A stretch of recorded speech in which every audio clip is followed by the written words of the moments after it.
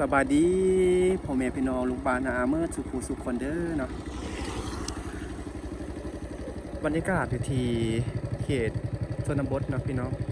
ก็ห่างจากบ้านแห่งนี้เนาะห่างจากตัวเมืองประมาณ 2-3 กิโลเมตรเดียวกันวิถีชีวิตของชาวบ้านยามแล้งเนาะเฮ็ดไร่เฮ็ดนาคดผักคดสวนไปใช่ไหมเดี๋ยวเราติดตามเบิ่งรับชมไปนำกันนะแต่ก่อนเส้นทางจากบ้านตัวนี้ลงไปเมืองหุ้นเนาะเส้นทางลำบากหลายทุกทางลำบากหลายเนาะตกมาปีนี้ว่าเพิ่นเฮ็ดทางให้แล้วเนาะเฮ็ดทางที่เป็นทางลาดยางเนาะทุกทางแต่ในอนาคตนี่เพิ่นก็จะเฮ็ดทางปูยางให้งามๆคือกันเนาะเดี๋ยวเส้นทางนี้นะครับติดตามเบิ่งชุมชนเนาะเบิ่ง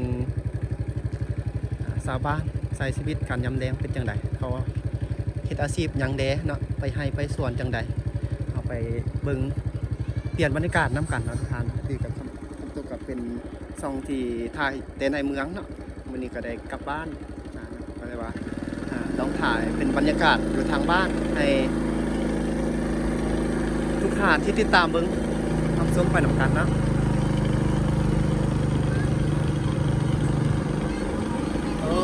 เส้นทาง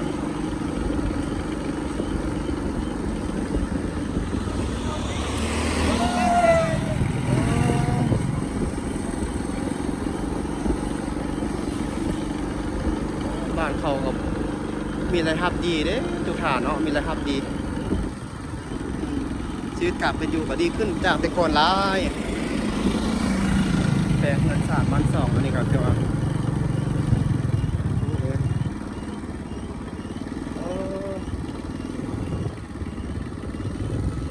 ประกาศเห็นส่วน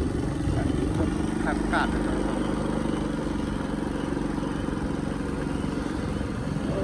มาปีกายนี่เส้นทางก็ยังเปื่อนยังเป็นเส้นทางก้อนหินเนาะทุกท่านก้อนหินแล้วก็ยังมีขี้ฝุ่นหลายนะตกมาปีนี้ก็ชีวิตการเป็นอยู่พระเจ้าเนี่ยเป็นจังซี่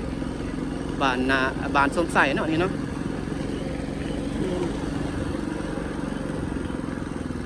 หลายสิ่งงานก็เปลี่ยนแปลงไปเห็นแหละทุกท่านตามกาลเวลาเนาะ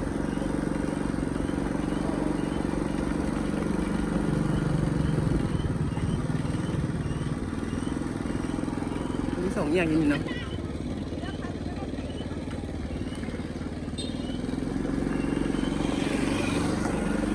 เด็กเงิน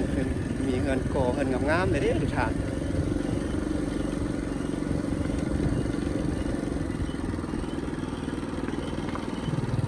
ทางเขาปูไปฮอดเทิงหุ่นเป็นปะฮอดนะเดี๋ยวเอาเจียวสมเบิ่งวิถีชีวิตของชาวบ้านไปน้ำกันเลยนะทางต้องเบิ่งวิถีชีวิตอยู่ทางบ้านอยู่ทางเมืองหุ้นเบิ่งเนาะเขตนอกน้อยที่เบิ่งทุกทาง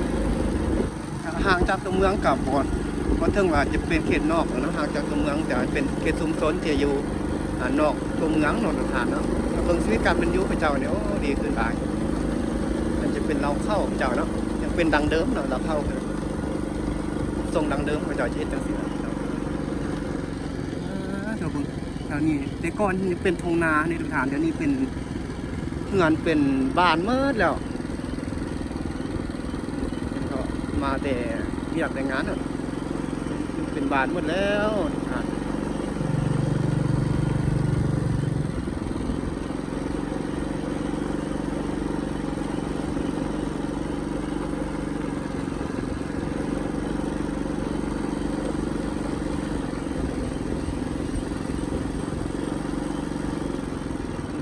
งานดองมานี่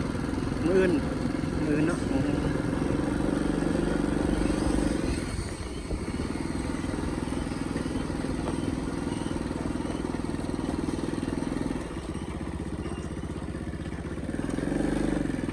นี่ไปฮอดถึงอันนี้จะเป็น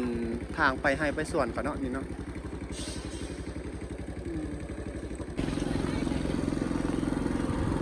ทุกทานก็นี่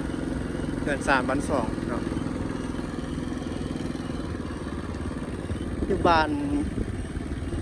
เขตนี่เนาะเขตนอกๆนี่เขาจังใส่ชีวิตแบบดังเดิมเนาะใส่ชีวิตแบบเรียบง่ายเนาะหาอยู่หากินแบบธรรมชาตินี่แหละ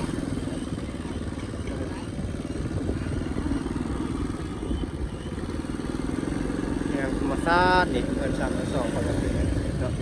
บางหลังก็ยังเป็นเงินแบบดังเดิมก็มีเนาะเงินคอก็มี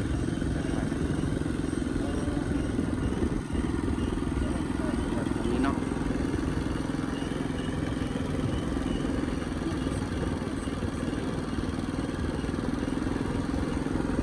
ทุกท่านแต่ว่าคลิปนี้ก็เป็นคลิปพาทุกท่านเที่ยวชม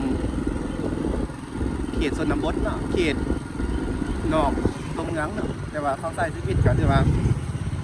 วิถีชีวิตการเป็นอยู่ของเจ้าก็ดีขึ้นเลยขึ้นได้ผ่านเป็นเดินทางดีก็ถือว่าดีขึ้นเนาะโอ้วิวกำลังงามเลยแสงกำลังอ่อนๆ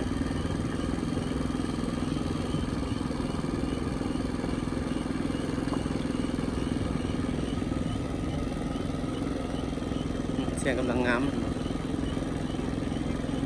บรรยากาศยามแรงงามทุกท่านเนาะยามมางามเลยทางบ้าน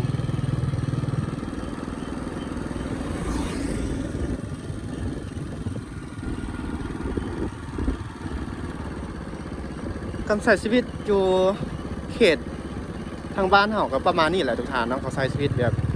ยังยับง่ายเนาะใช้ชีวิตแบบง่ายๆโอ้เดี๋ยวนี้นี่เนาะแตงโมกันนะ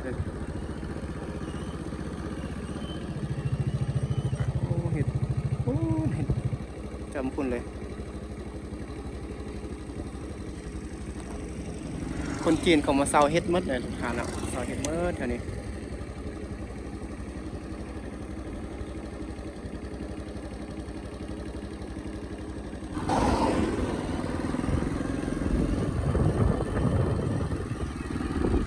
บรรยากาศเนาะใน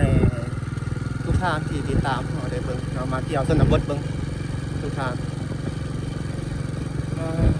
โอ้อันนี้เขามีเพื่อนงามเลยเพื่อนก่อเนาะนี่เนาะก็กำลังเฮ็ดใหม่เด้นี่เนี่ยยังบ่ทันขึ้นเพื่อนใหม่บ่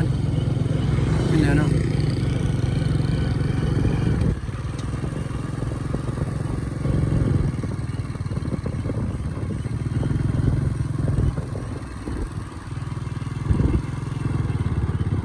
เนาะทุกท่านสำหรับวิดีโอนี้ก็ถือว่าเป็นคลิปพาทุกท่านไปเที่ยวชมหมู่บ้านของคนเขตชนบทเฮาเขตนอกเมืองทุกท่านให้ทุกท่านเฮาได้ติดตามรับชมเบิ่งนำกันเนาะเดี๋ยวขออนุญาตจบคลิปประมาณนี้เด้อทุกท่านไว้พบกันคลิปหน้าเนาะเดี๋ยวจะพาทุกท่านไปเที่ยวไซก็อย่าลืมติดตามเบิ่งนำกันนี่ก็จะเป็นห้วยน้ำเนาะในทางบ้านนี่แหละเป็นหมู่บ้านของคำตุกเองเนาะนี่เป็นหมู่บ้านแต่ว่าเส้นทางนี่เขากำลังเฮ็ดเนาะอันนี้เขาเริ่มเฮ็ดครัวกันทุกท่านเฮ็ดครัวเรื่องทึ่งหันกับเขาลาดยางนะอันนี้เขายังทันลาดเถอะนะไว้เจอกันคลิปหน้าทุกท่านกล่าวคำว่าสบายดี